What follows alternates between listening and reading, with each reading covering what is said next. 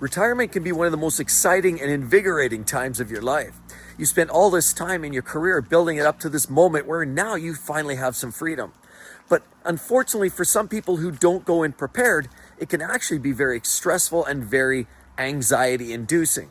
Now, I've been retired for the last couple of years, and I want to share some of the key tips, some of the things and goals that I've strategized to make sure I had in place before I retired. Now, I didn't have the luxury of retiring on my dime, but a lot of these goals I was sort of working on even in advance. So I want to share those key 5 goals you got to think about before you consider retiring. But before we do that, point of business. Welcome back to the hustle, everybody, and welcome back to the grind. And thanks again so much. Today we have a lovely coffee. And thanks again to Daniel who supported this. We've got a great beverage going on here today on an especially frosty and cool morning. And I want to thank Daniel because Daniel reached out to me and said he really resonated with yesterday's video. A video where I talked about, how to trim down and simplify, not succumb to what the society expects of us, is to overspend and basically try to achieve something that is unachievable. And Daniel really resonated and said, you know what, this is not a US, Canada specific. This is a global Western society issue that we all have to contend with. The simpler, ultimately, the life, the better.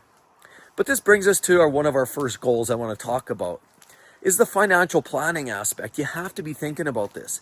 And you've got to be thinking in advance. There's a few components to this. Part of that, of course, is your budget. What's your cash flow look like?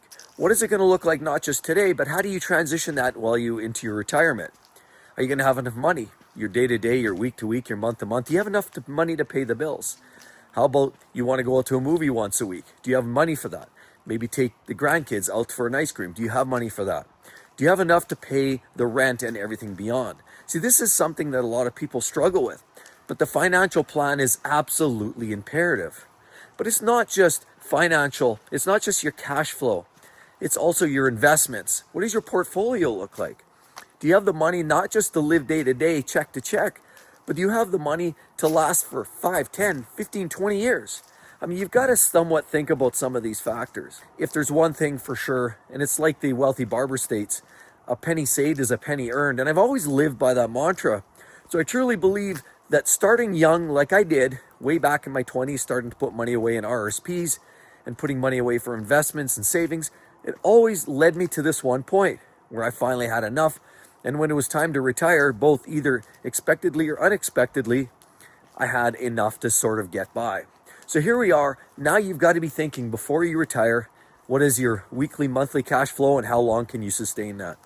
One other aspect of the financial plan that you have to be thinking about, of course, is your estate planning. That's something I hate. Nobody likes to talk about. Nobody likes to talk about wills and the what ifs and when that's going to happen. But it's a stark reality. It's sad, but it's going to be a thing. And every one of us will unfortunately have to cross that path. I've talked about this in recent videos. And it's sad when, you leave your offspring debt or lots of financial issues to contend with. So ultimately, you want to manage your estate in a way that's going to simplify for the next of kin. It's going to simplify it for your kids, your grandkids. If you have assets that you want to pass down, if you have a trust you need to build, you need to consider what that estate plan looks like and get that in place, get that in paper. And you also have to think what the will does for you. It isn't just says, okay, this person gets this person gets that. It also identifies minors. It identifies what happens if, one spouse passes or another one passes or both. And the conditions of all of these different scenarios, you need to run through a set of realities. Because I've heard of cases where, both parents passed simultaneously. And then what does that do for a will?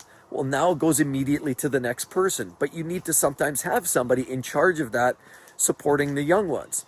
So you've got to really look at your estate planning. You've got to be thinking about your financial plan long term. And without that plan in place, life can be a struggle and it can be very, very stressful. There's another goal that you really have to be thinking about, and it's your health goals. A lot of times jobs just wear you down, beat you up, and, takes a strip out of you, for lack of a better word. And living these long, hard lives of 30, 40 years and working the corporate grind, quite often those meetings, those business meetings, a lot of sitting around at the desk, a lot of lacking in mobility. You get home at the end of the night and Sadly enough, most people are just too tired to go out and exercise or hit the gym. So quite often you wind up having dinner, maybe sit around, watch a little TV, slide into bed, and start that routine the next morning. This goes on for 20, 30, 40 years. And many people forget the fact that health is a major thing. They need to be thinking about that, because good health doesn't just extend your life in general. Quite often it creates a better life. Your overall quality of life gets much better. So as you said, into retirement, a very important element and goal is to improve your health. Maybe knock down your blood pressure. Is that a goal? Maybe fix those teeth. Maybe you had some bad teeth. A lot of these objectives of improving your health, getting that new bike, use some of those buying features that some of these companies, corporations offer, some of these benefits, health benefits. Sometimes you can buy free equipment, gym equipment, bikes. Get that in place. Get that ASAP. Get that before you retire. As well, fix that teeth. Fix those teeth and those problem areas. Get it all cleaned up. Get it all tidied up. Those are things you need to be thinking about. And with that said, why not purchase that gym membership? Or again, get that equipment. Start thinking about the barometrics, and start thinking about some of those facts that you can measure yourself. It's not just going through the routine, but actual measurables. Check a baseline, your hearing, your eyesight. Check your heart, the overall heart, and check up with the doctor. Go through the regular regime of making sure you have a strong baseline. Understand what that looks like, but do that in advance. If you plan to retire, I would strongly advise that you start thinking about this 5 years in advance. Start targeting those elements. Start working on your health. Start working on your fitness. Start fixing your teeth. Start taking care of yourself. But baseline it and trend it and see that the things that you're doing are making a difference. Because if you start taking care of yourself 5 years out, by the time you're in retirement mode, you'll be in good physical shape, or as good as possibly can. Because we all know that as we age, regardless of what you do, the body still deteriorates. The bones hollow out, the brain thins out, the heart kind of weakens, muscles get a little weak. And that's why it's important not just to get a lot of exercise. As you see, I'm constantly walking every single day. I love to get out and get my exercise.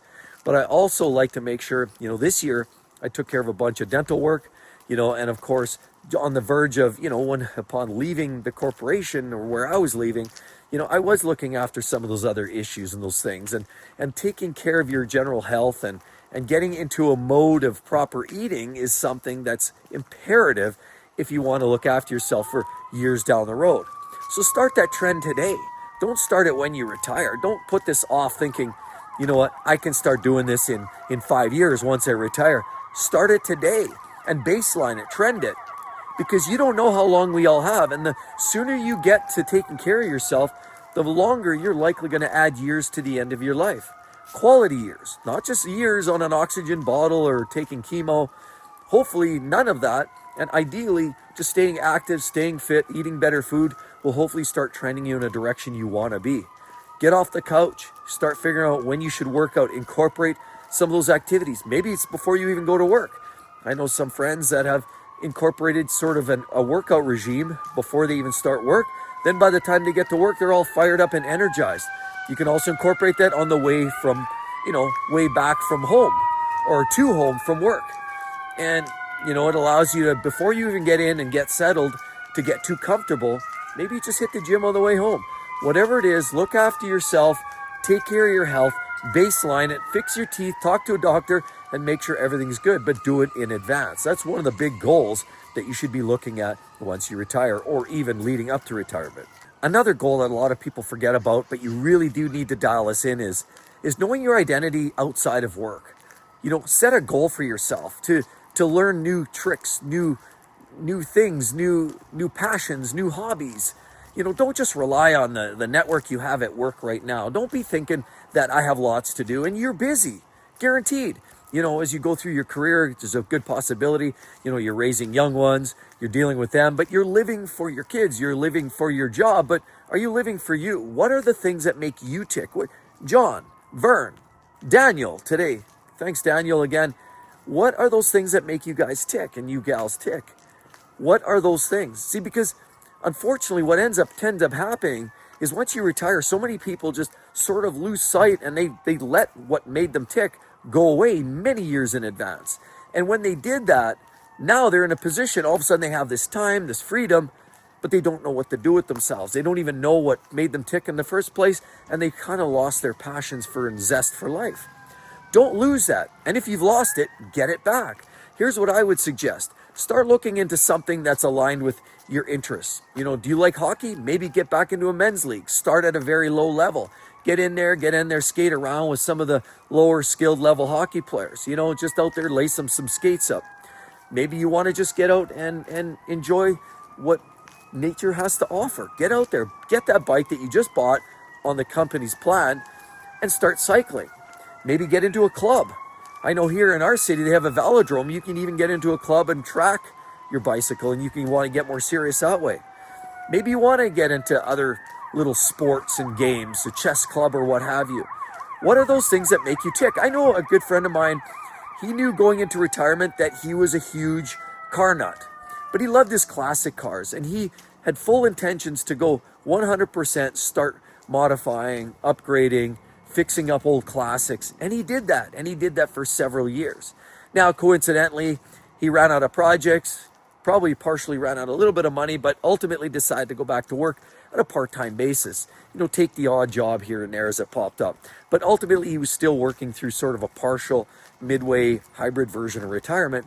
And ultimately, the hobby of cars just continued on. He just did it a little bit slower and a little bit less. But ultimately, the goal is to have something that you actually care about, something that motivates you and fires up that passion. Because that network and that job, while you may felt energized at the time, trust me, that's not who you are. And as we retire and as we get older, a lot of those things matter less and less to us. And ultimately, it becomes a scenario where you've got to figure yourself out. What makes you tick, ultimately? And find that hobby and kick it into high gear well in advance. Start practicing even before you retire. So you already have the network, the facilities, the equipment. You already know what's up. And then what you basically hit retirement, you hit the ground running. Another goal you really should be thinking about before you retire. And if you're in retirement, it's never too late. You can always work on goals like this, and that's building your relationships. We've spoken about this before, and many of us are actually almost slightly introverted. Many of us are totally fine with being alone, 100%. But sometimes it's nice to reach out and even once in a blue moon, have that classic friend. Here's what I'd suggest. We know that coworkers are not your friends. But what if there's that coworker and they've always maintained that sort of network, and even when you didn't work directly with them, you've maintained that that sort of relationship, and you always sort of had that jive together. You guys always felt like there was that connection, and there's a mutual level of respect, and you do admire these other people. There are that odd person you might work with that actually is respectful, and you could see them as being a friend. There might be that odd one. Out of the thousands of people you might encounter, there may be one or two. Well, those are the people you want to continue on. And knowing that you are on the verge of retiring, you may even strengthen up that relationship. Maybe amp up the frequency of maybe off-site visits. Maybe hang out, go for a coffee a little more frequently. Set up those visits so that you can start building that relationship. What about your neighbor? Do you have a neighbor that you really get along with? You like talking about your car hobbies, or you like to chat about the neighborhood, or you just like to maybe go for a walk together? Because some of those are the best hobbies, is going for walks with groups. And sometimes meeting those people, getting those people, strengthening those relationships, strengthening relationships with your family. Let's face it, once you're retired, whether it's you or your spouse or both of you, there's a good chance you're going to be spending a lot more time together. And for some people, that's a struggle. Some people, they find it's like, that's a big adjustment. I saw that. My parents went through that too. And they love each other dearly, but there was an adjustment period.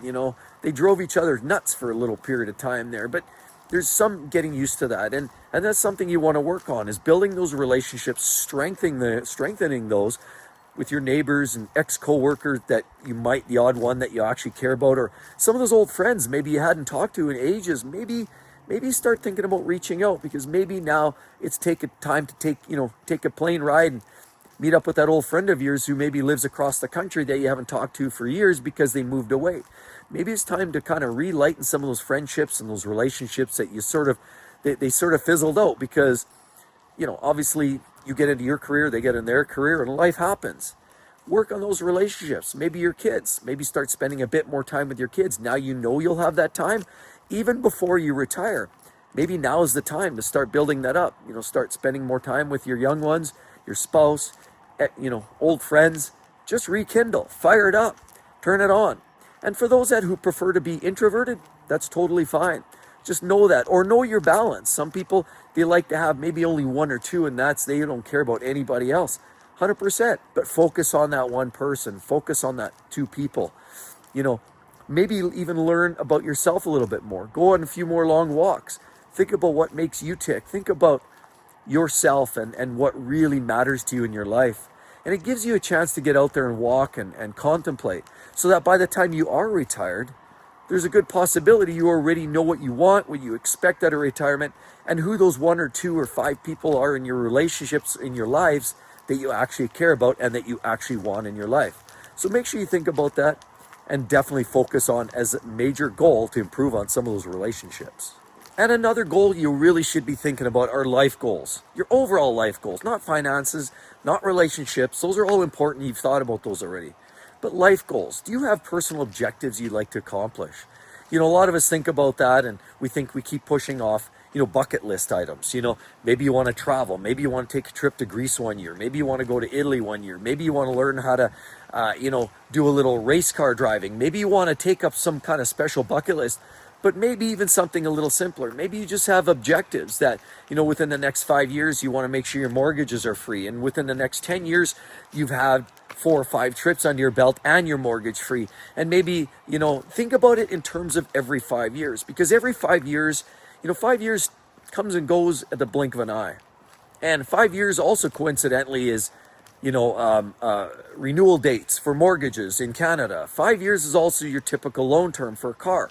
5 years is sort of that number, that not chronological, but that sort of that landmark number that sort of indicates you've made a sub little milestone. And so think about every 5 years what you want to have accomplished after the end of that 5 years. Say you have a little bit of a mortgage left. Make sure that is the next 5 years reasonable. Focus on paying that down. Snowball. Tackle your big debts or your small debts first to work your way up to your bigger debts. Then, of course, maybe in the 5th year, you're finished with your mortgage. Again, after that, possibly make sure that you've got some other objectives. Thinking about those life goals helps you not just give you focus and aim, but remember, once you retire, quite often that feeling or lacking of productivity is what people struggle with. And creating these goals, these lines in the sand and these goal markers every 5 years is exactly what a lot of people need, just as some sort of a goal to achieve. Once they achieve it, they feel good about it. And that's really what a lot of people are looking for. They need something to make them tick. They need something to make them feel good about something that they've accomplished. So set these goals in mind. Set for the next 5 years. Say you're 55 like me. By 60, I want to have this accomplished. By 65, I want to be here. By 70, I want to be here. By 75, I want to be doing this. And set those targets in place and follow through. Thanks again, Daniel, for the coffee. It's great because it is a chilly day and we hear sirens blaring, and it's kind of a strange day out here today. But thanks again, Daniel. I do agree. Living life in a simpler way just makes life more fulfilling, and chasing the American dream of $5 million, $8 million just is insurmountable. Why not live life for today? Trim it down. You can still have your fun and you can have your cake and eat it too, but keep things a little bit simpler. Anyway, hope you all have a wonderful afternoon and a beautiful day, and I hope to see each and every one of you tomorrow. Thanks, everybody. Bye-bye.